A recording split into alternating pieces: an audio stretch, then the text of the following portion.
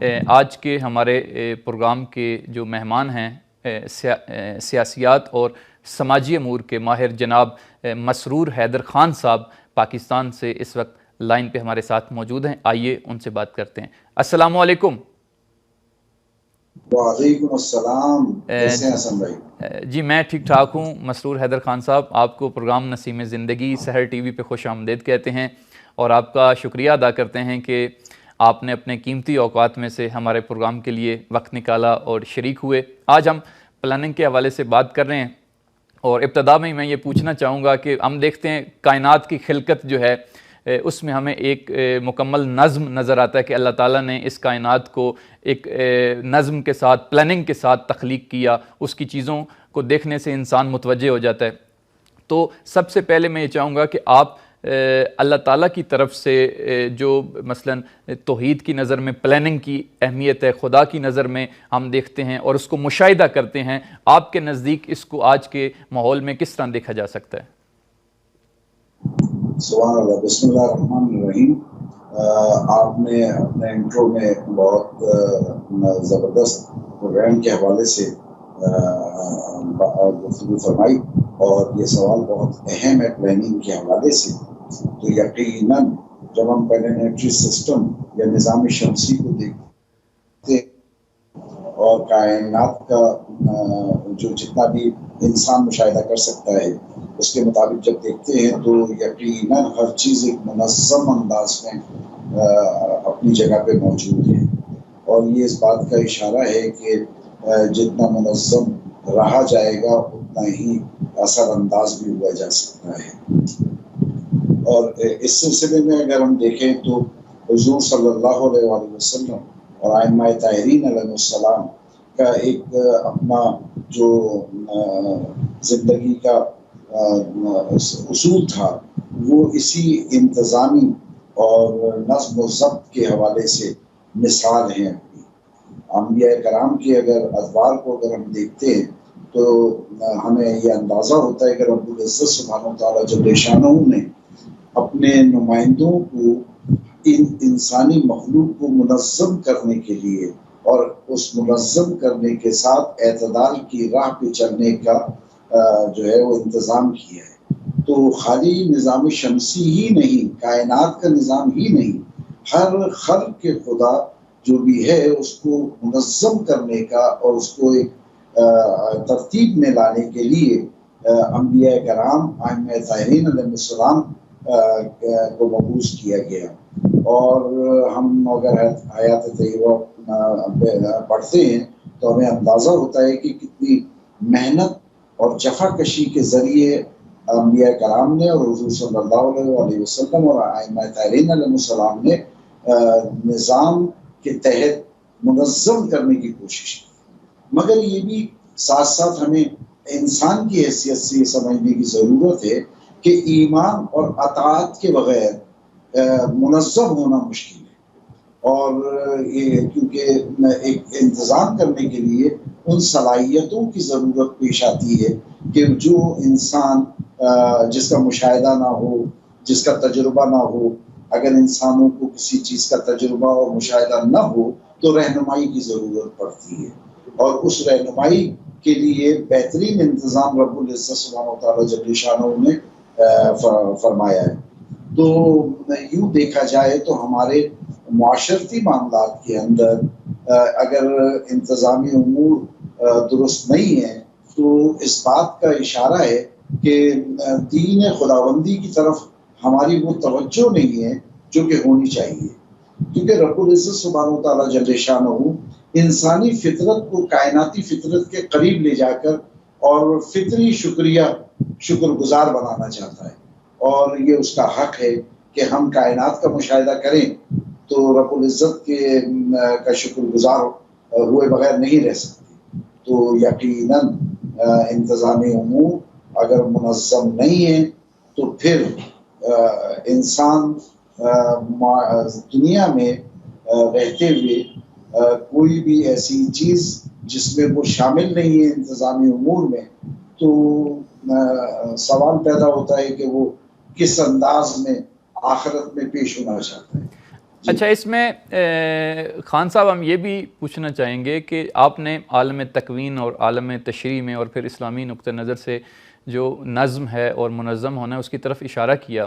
سوال ذہن میں پیدا ہوتا ہے کہ وہ افراد یا وہ ممالک یا وہ قومیں کہ جو یہ اسلامی تھاٹس جس کی طرف آپ نے اشارہ کیا، رسول خدا اور انبیاء اور ائمہ کی جو جدوجہد ہے اس کو نہیں مانتے، لیکن اس کے باوجود ان ممالک کے اندر بہت وہ ترقی یافتہ ممالک ہیں اس وقت دنیا کے اندر اور انہوں نے پیش رفت کی ہے، تو ان کی جو پیش رفت ہے اور ترقی ہے آپ کیا سمجھتے ہیں کہ وہ کوئی اور پلاننگ ہے یا ان کی خاص کوئی نقطہ نگاہ ہے پلاننگ اور نظم کے حوالے سے، یا در حقیقت یہ وہی فطری ایک عمل ہے کہ جو کوئی بھی اس راستے کے اوپر چلے گا وہ آگے بڑھے گا؟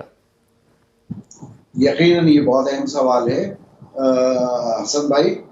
انسان خام فطرت لے کے پیدا ہوتا ہے اور اقرا کا مطلب یہ ہے کہ اللہ رب العزت سبحانہ وتعالیٰ جل شانہ اور حضور صلی اللہ علیہ وسلم اور ائمہ طاہرین علیہ السلام انسان کی فطرت کو تراشنا چاہتے تھے، اس خام کو اس انداز میں تراشنا چاہتے تھے کہ انسان اس کے ذریعے معاشرے میں معتدل زندگی گزار سکے. لیکن ہوا یہ کہ جب فرمایا گیا کہ جو جانتے ہیں ان سے وہ جو نہیں جانتے ان کو ان کی رہنمائی کریں اور ان کو راستہ دکھائیں، تو کہیں نہ کہیں فلو موجود ہے، کہیں نہ کہیں گیپ آ گیا ہے. تو ہوا یہ کہ جب ہم تخیلاتی اور تصوراتی سوچ کے پیچھے چلتے ہیں تو اس کا مطلب یہی ہوتا ہے کہ ہمیں جو کائناتی فطرت ہے اس کے مطابق ہم نہیں چلنا چاہتے. ہم انسانی ذہن جو کہ 50 سال 25 سال 30 سال 60 سال سے زیادہ رہنمائی نہیں کر سکتا. انسانی ذہن معصوم ذہن جو ہے وہ تو قیامت تک دیکھتا ہے، لیکن جب ہم انسانی ذہن اور اس کے مشاہدات کے تحت معاملات دیکھتے ہیں تو ہمیں یہ نظر آتا ہے کہ ہمیں رہنمائی جو ملی ہے وہ محدود پیمانے پہ کی گئی ہے، اور اس محدود ہونے کی وجہ سے مشاہدات کی آبزرویشن محدود ہونے کی وجہ سے رہنمائی بھی ایک دائرے میں محدود رہی ہے، جس کی وجہ سے جو ہے معاملہ وہیں کا وہیں نظر آتا ہے. اب سوال یہ پیدا ہوتا ہے کہ یہ منظم کیوں نہیں ہو سکتا، حالانکہ ایوولوشنری پروسیس کے اندر ارتقائی سفر کے اندر ایک مسلسل تسلسل ہونا چاہیے. وہ تسلسل بریک ہو جاتا ہے جب ہم دیکھتے ہیں کہ ایک گھر ہے، اگر اس گھر میں منظم نہیں ہے گھر والے تو اس کا مطلب یہ ہے کہ ان کی ڈائریکشن الگ الگ ہے، وہ ایک دوسرے کی بات سمجھنے کو تیار نہیں ہے. تو جب اجتماعی معاشرہ یا اجتماعی سماج منتشر ہو تو اس کا مطلب وہ رہنمائی نہیں لی جا رہی بلکہ خود رو سلسلہ ہے جس کے تحت آگے بڑھا جا رہا ہے.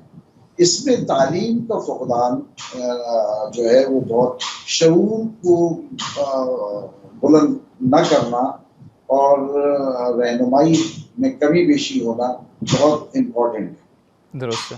اچھا، اس میں یہ بھی ہم خان صاحب پوچھنا چاہیں گے کہ آج کل معاشرے کے اندر جو لوگ رہ رہے ہیں ایک دوسرے کی ضرورت محسوس کرتے ہیں، یعنی بعض لوگ فردی زندگی کو اہمیت دیتے ہیں، بعض لوگ اجتماعی زندگی کی طرف، بعض معاشرے حتیٰ وہ اجتماعی سوچ رکھتے ہیں، ایک دوسرے کی جو ہے وہ مشکلات کو وہ سمجھتے ہیں. تو انفرادی اور اجتماعی زندگی کے اندر آپ کیا سمجھتے ہیں کہ پلاننگ کا کتنا عمل دخل ہے اور انفرادی اور اجتماعی زندگی کے خود اس معاشرے کے اوپر کیا اثرات ہوتے ہیں؟ سر 3 طرح کے تھاٹس مسلمانوں میں پائے جاتے ہیں. ایک یہ ہے کہ فرد درست ہو جائے گا تو ایک دن معاشرہ درست ہو جائے گا. دوسرا یہ نظریہ ہے کہ اقتدار میں جانے کے بعد معاشرہ درست کیا جا سکتا ہے. تیسرا یہ ہے جو قابل عمل ہے کہ فرد اور معاشرہ ایک ساتھ چلے. تو یقیناً اگر فرد کی تعمیر ہوتی ہے تو معاشرے کی تعمیر بھی ساتھ ساتھ جاری رہنی چاہیے، تو معاشرہ مرتب ہوتا ہے، ترتیب میں آتا ہے. لیکن جب لوگ یہ سوچنا شروع کر دیں کہ وہ آئسولیشن میں چلے جائیں، میرا اللہ میرا گھر، تو پھر یہ معاشرہ تو نہیں ترتیب پائے گا. اس میں تو پھر ایک جو ہے پولرائزیشن جنم لے گی، اور وہ نظر آ رہا ہے۔ اس کا مطلب یہ ہوا کہ ہمارے ہاں جو ہے خصوصی طور پہ مسلمان پاکستان میں ممبر سے وہ صورتحال جنم نہیں دی گئی، یا وہ گفتگو نہیں کی گئی سامعین کے سامنے کہ جو مقصد اور ہدف ہے، یعنی اگر الہی نظام کو قائم کرنا ہے تو الہی نظام اجتماعی نظام ہے۔ اجتماعی نظام سے دلچسپی کیوں نہیں پیدا ہو سکتی؟ سوال یہ ہے کہ اگر اجتماعی نظام سے جو الہی نظام ہے، جو رب العالمین اور رحمت العالمین کے ذریعے سے ہمیں سمجھایا گیا ہے، تو ہم اجتماعی نظام کے لیے اپنے آپ کو تیار کیوں نہیں کر پائے، یا ہم کیوں پیچھے رہ گئے، یا ترقی یافتہ ممالک کے پاس ایسی کیا بات تھی کہ وہ ترقی کر گئے، حالانکہ 1400 سال پہلے ہمارے پاس ایک مکمل اصول اور قوانین آئے۔ اب ہمارا مسئلہ یہ ہے کہ مسلمان کی مسئلہ یہ ہے عقائد میں اور نظریات کے فرق کو نہیں سمجھتے۔ مثلا یہ کہ عقائد غیر تغیر پذیر ہوتے ہیں اور نظریات تغیر پذیر ہوتے ہیں، وقت اور حالات کے تحت نظریات تبدیل ہو سکتا ہے لیکن عقائد تبدیل نہیں ہوتے، اسی طریقے سے اصول اور قوانین تبدیل نہیں ہوتے۔ تو رب العزت سبحانہ و تعالیٰ جل شانہ نے ہمیں سسٹم نہیں دیا ہے بلکہ اصول اور قوانین دیے، اپنے اپنے مقام ہے، اس کے مطابق ان اصول اور قوانین کے مطابق سسٹم بنانے کی ضرورت ہے۔ وہ سسٹم ہنوز نہیں بن پایا ہے، جس کی وجہ سے ہدف نہیں معین ہو سکا، مقصدیت سامنے نہیں آ سکی، اور ہم چلے جا رہے ہیں، ایک سفر ہے جس کا کہ ہم خیال کے طور کے اوپر تو کوئی ہدف بیان کر دیتے ہیں، لیکن ایک اجتماعی ہدف جو ہوتا ہے جس کے لیے ترتیب کیا جاتا ہے، تعمیر کیا جاتا ہے افراد کو اور فرد کو اور افراد کو، جس سے معاشرے میں ایک مثال، ایک ماڈل بنے، تو وہ اس پہ اتنی توجہ نہیں دی گئی ہے یا اتنی سنجیدگی کا مظاہرہ نہیں کیا گیا ہے۔ اور یہ ممکن نہیں ہے کہ ہم ایک ایک گھنٹے کی تقریر سے پورے معاشرے کو درست کر دیں۔ ممکن سسٹم ہونا چاہیے، اسٹیٹ آف دا آرٹ تعلیمی نظام ہونا چاہیے جس میں شعور اور تربیت ان دونوں کا بندوبست ہونا چاہیے۔ جدید تعلیم اور بھی اسلام کا ہی حصہ ہے، ہم نے اس سے استفادہ نہیں کیا ہے۔ بہرحال یہ کہ بہت کام کرنے کی ضرورت ہے، بہت پیچھے رہ گئے ہیں مسلمان، اور جہاں تک ترقی یافتہ ممالک کا تعلق ہے، انہوں نے رسوم اور روایات کو پہ توجہ کم دی ہے، انسانی صلاحیتوں کو جو ہے پولش کرنے میں یا ان کو تراشنے میں زیادہ محنت کی ہے، جس کی وجہ سے ہر فرد جو ہے وہ کارآمد ہوتا چلا گیا ہے اور ہجوم نہیں رہا۔ وہ اب وہ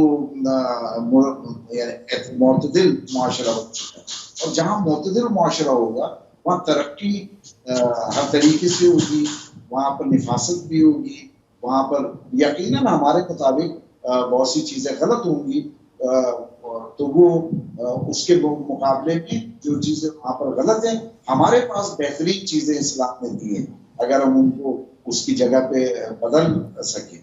تو اصل میں بنیادی چیز یہ کہ جب ہمیں یہ بتایا، پیدا ہونے والے بچے کو یہ بتایا جاتا ہے کہ اب تو آخرت تو دنیا کی وجہ سے آخرت کا حساب تھا، لیکن اگر آخرت کو فوکس کر لیا جائے اور دنیا کو میں کچھ نہیں کرنے کا انتیا دیا جاتا رہے، تو پھر وہ دنیا کی ضرورت ہی ختم ہو جاتی ہے، پھر اس میں سارے سوال ہی ختم ہو جاتے ہیں اور اس کی کوئی اہمیت ہی نہیں رہتی ہے۔ لیکن دنیا میں 60 سال یا 80 سال انسان گزارتا ہے، اس کو سوچنا چاہیے کہ نسل در نسل جب زندگی گزارنی ایک معاشرے کے اندر کہ ماحول بہتر کیے بغیر معاشرہ آگے چل نہیں سکتا۔ جی بہت شکریہ جناب مسرور حیدر خان صاحب آپ کا، آپ نے بہت قیمتی نکات سے ہمارے ناظرین کو جو ہے وہ مستفید فرمایا۔ انشاءاللہ امید کرتے ہیں کہ آئندہ بھی آپ ہمارے پروگرام میں شریک ہوتے رہیں گے۔